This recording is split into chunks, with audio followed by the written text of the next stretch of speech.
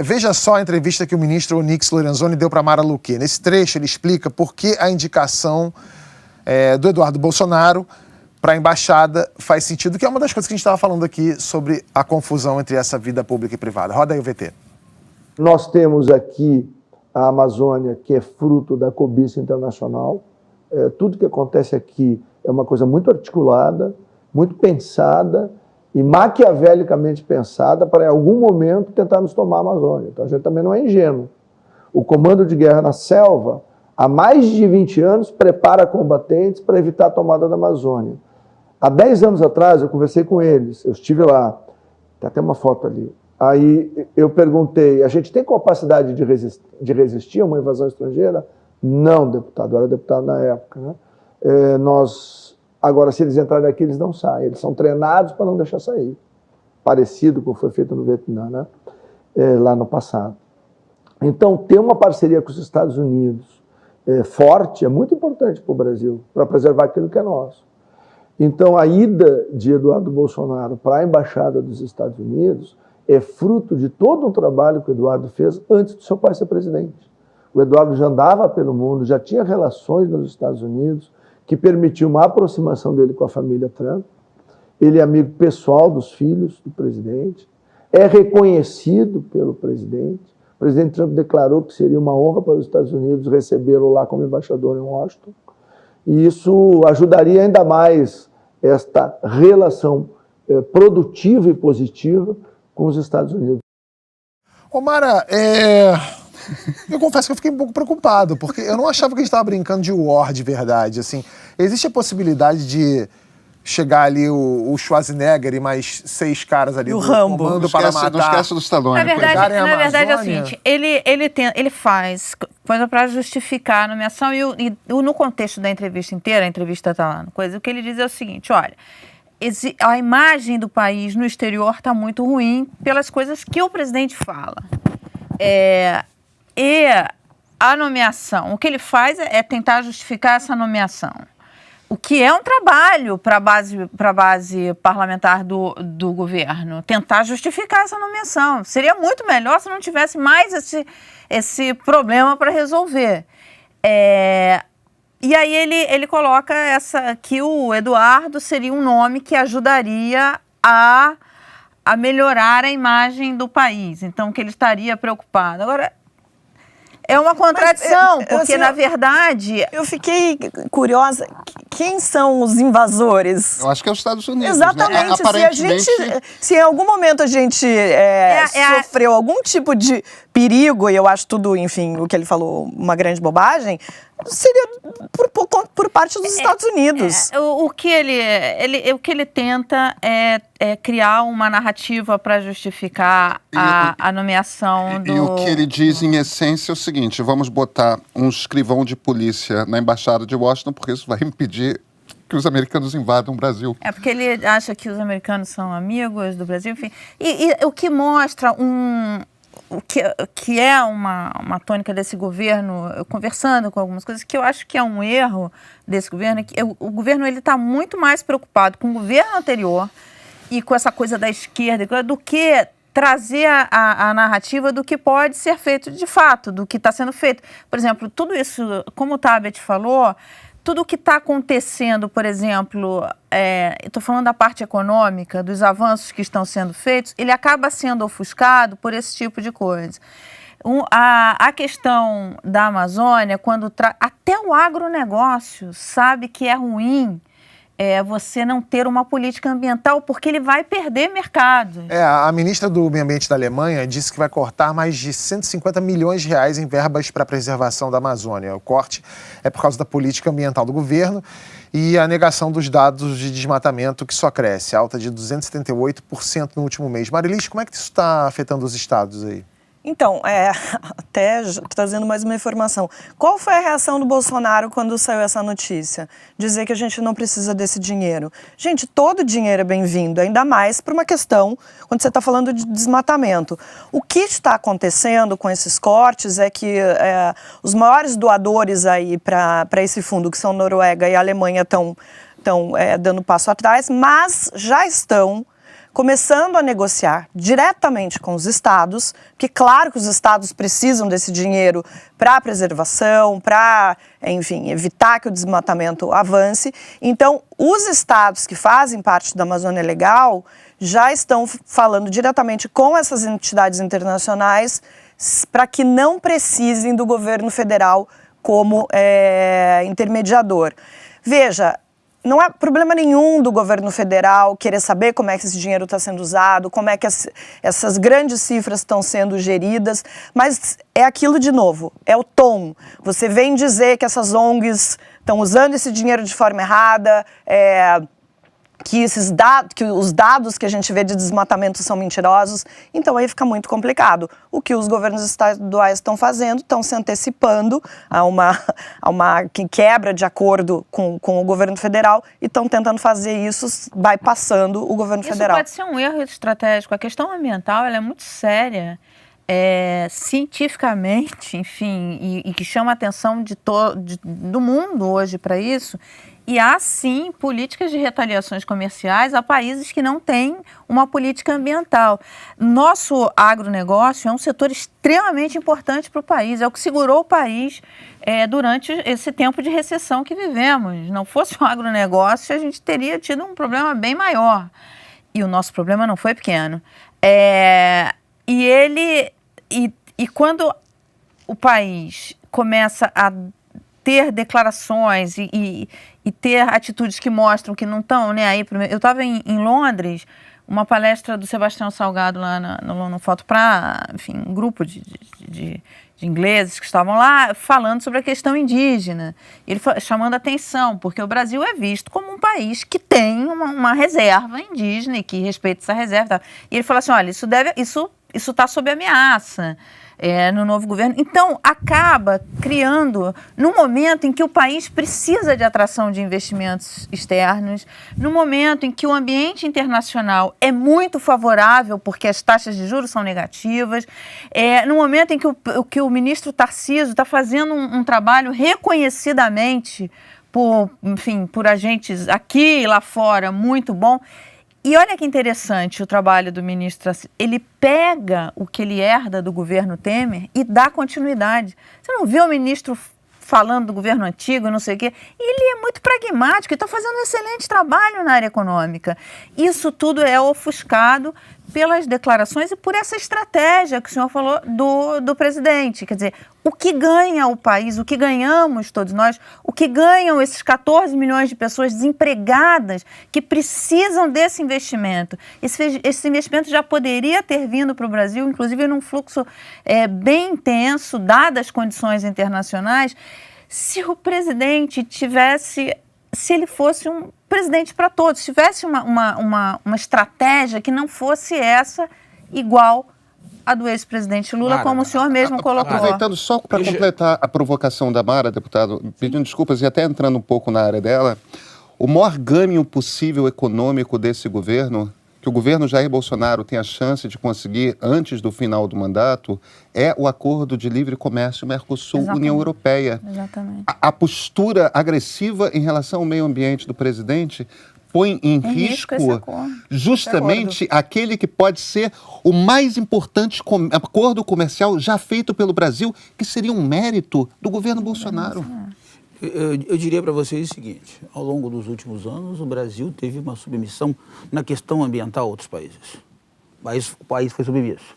O presidente Bolsonaro foi lá para o G20 e a tônica da imprensa foi o puxão de orelha que o nosso presidente sofreu do Macron e da Merkel em relação à questão ambiental. Nós não vamos ter mais essa submissão em relação à Alemanha, em relação à Noruega. Quem é Alemanha, quem é Noruega, para nos cobrar ações no meio ambiente? Os países que estão dando dinheiro para a gente fazer isso. Nós não precisamos desse dinheiro. Nós não vamos vender a Amazônia à prestação, como disse o nosso presidente. Nós vamos ser independentes em que nós queremos a preservação com desenvolvimento. Agora, nós não queremos nos manter submissos, como acontecia até agora, né? Deputado, mas... Deixa eu só terminar o raciocínio, só uma pergunta, por favor. pro senhor. Deixa eu só terminar o raciocínio nessa questão ambiental. Aí vem você, Mara, e me diz, olha, essa questão indígena, Vamos pegar a Nova Zelândia, vamos pegar os Estados Unidos, vamos pegar a Austrália, que tem a questão dos maiores, dos aborígenes. Qual é o exemplo deles? O exemplo deles foi agregar essas pessoas o desenvolvimento. Eu fui para a Austrália, eu fui na Nova Zelândia, eu estive nos Estados Unidos.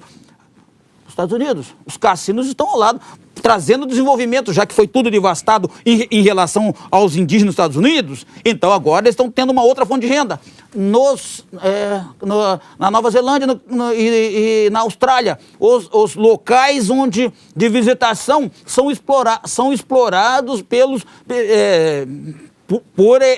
maoris e pelos aborígenes. E por que o Brasil ele tem que ficar com aquela esfera de proteção dos índios? Dá um pulinho aqui no Mato Grosso. Vamos visitar as tribos indígenas no Mato Grosso. Vamos conhecer a realidade brasileira.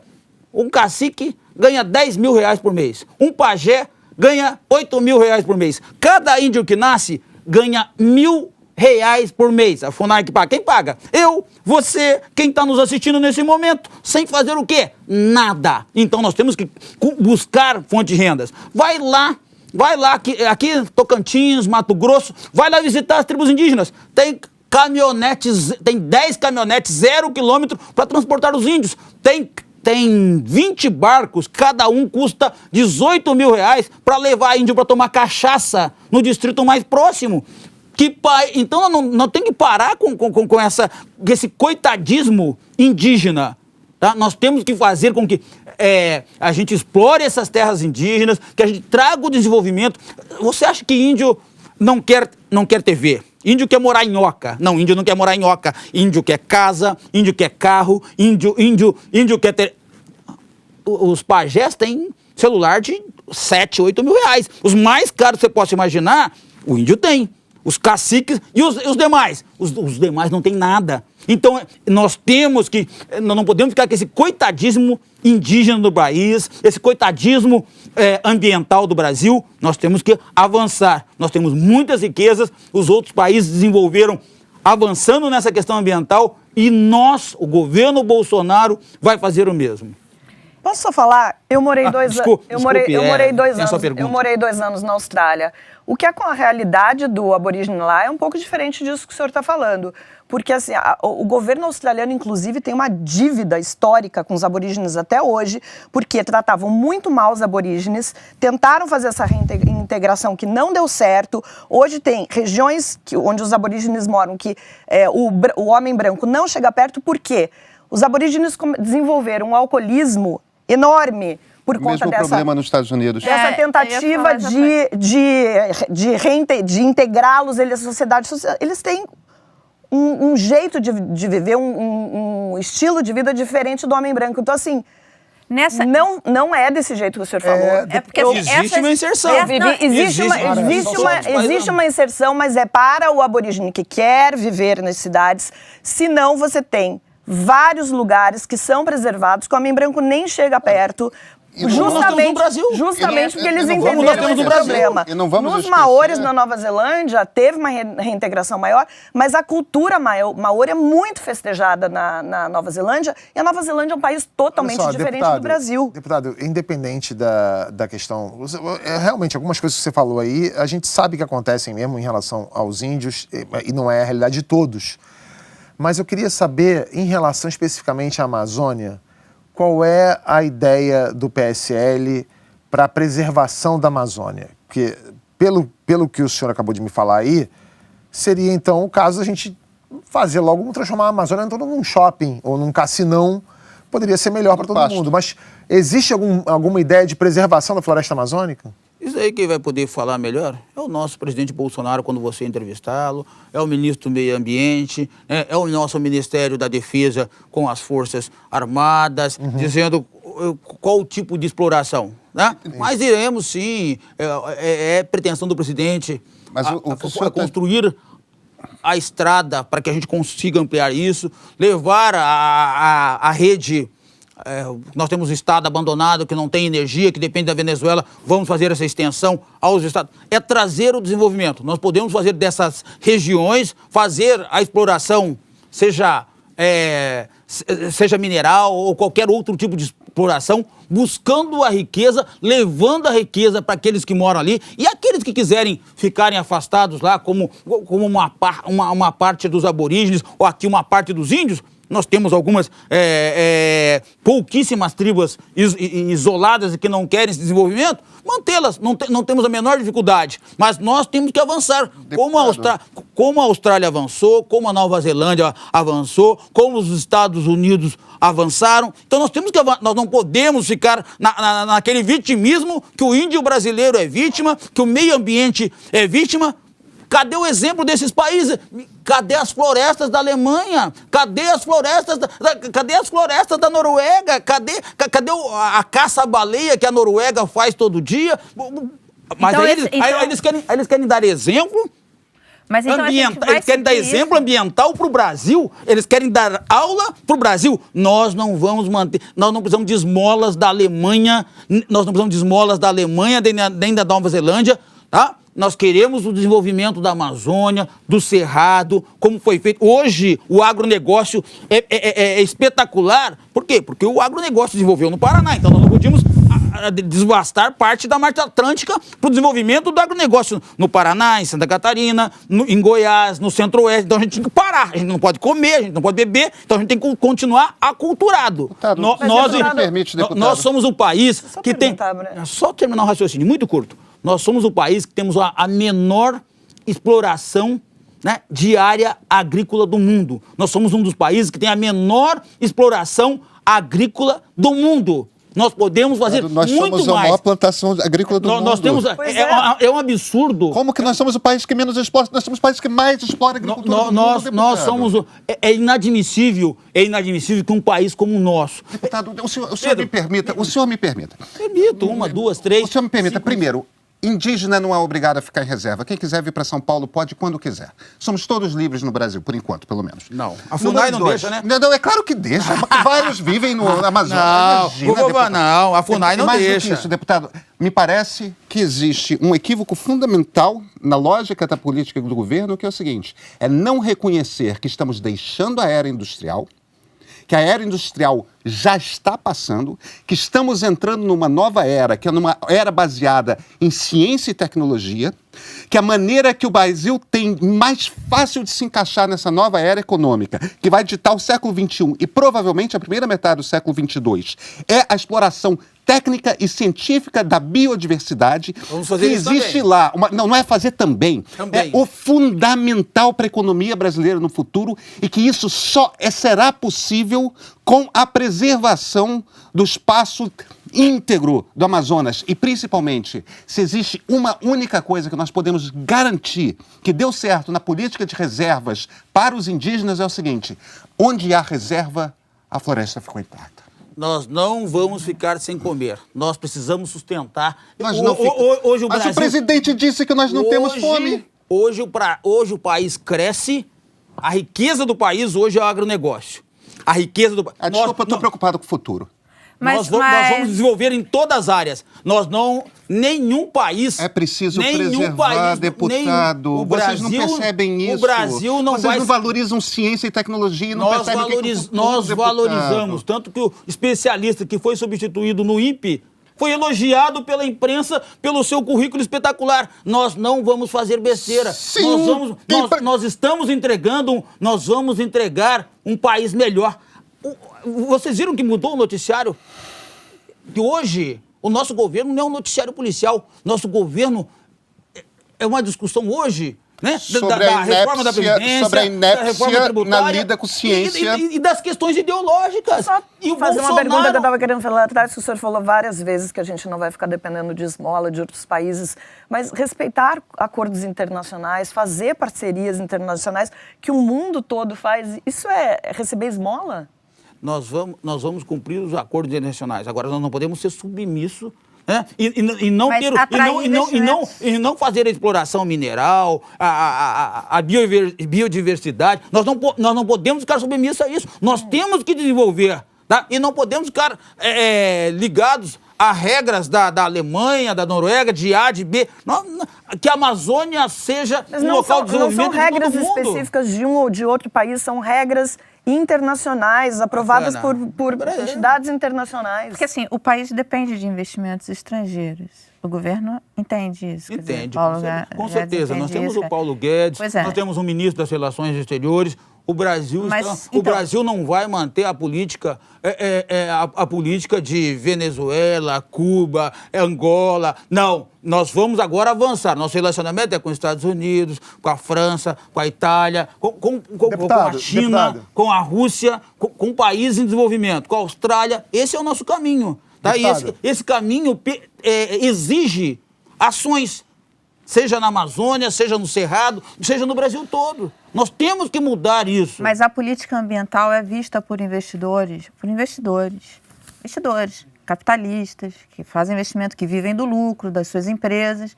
A política ambiental de um país é considerada em muito na hora da atração de investimentos. Porque, principalmente na Europa, França, como o senhor citou, os consumidores, eles punem empresas que não têm uma política de relacionamento com o meio ambiente. A gente não corre o risco, como o Pedro falou, a questão do que se está desenvolvendo. A gente já não está mais na era pré-industrial, nós estamos avançando, enfim. A gente não corre o risco de, se a gente não tiver uma política ambiental clara, de perder isso. A The Economist, que é a bíblia do capitalismo, enfim, deu uma capa preocupada com o que está acontecendo na Amazônia, enfim, do desmatamento, o aumento do desmatamento.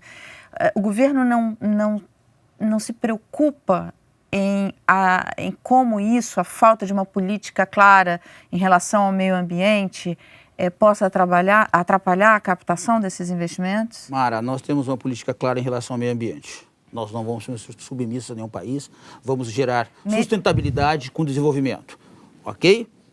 Mas não existe qualquer risco. Quais eram os impedimentos até hoje para que o país, para que o Mercosul fizesse o acordo com o mercado comum europeu? Qual que era o impedimento? Quantos anos isso foi adiado? Pois bem, qual governo avançou nisso, cedendo em algumas áreas? O governo Michel Temer. É o governo Michel O Temer. governo Temer. Michel Temer E deu os a sua acordos pitada. terminaram Desculpa, prontos na hora deputado, da assinatura deputado, do presidente Bolsonaro. Que seja o governo Temer. Quem finalizou isso e o acordo que foi assinado, nos moldes que foi assinado, foi o governo Temer. Pelo Temer, Itamaraty. Pelo Itamaraty. Mas tem a construção do nosso presidente Bolsonaro. Queiram ou não queiram, houve essa necessária construção. Nós temos um país alinhado. Ele tem razão. Nós temos um país ele alinhado. Poderia ter rompido com tudo. Nós temos um poderia país falar, alinhado. não vou Aliás, aceitar isso. acenou com aquela conversa maluca de globalismo, tudo mais, assinou que ia abandonar, Não né? interessa, mas foi esse alinhamento que... Tá certo. Certo. Mas nós estamos sendo aceitos na OCDE. Ok? Quem que está conseguindo isso? Qual governo? Qual governo que conseguiu isso? É o nosso governo. Então, essa sua preocupação... Tem o mérito de ter assinado, verdade. Essa sua preocupação, Mara, vou dizer para você, vou te tranquilizar, e os ambientalistas do país, tá? Nós vamos entrar para a OCDE, nós vamos manter todos os acordos internacionais, assinamos o acordo do clima, então, que o presidente da França foi convidado para vir para o Brasil, da Alemanha também.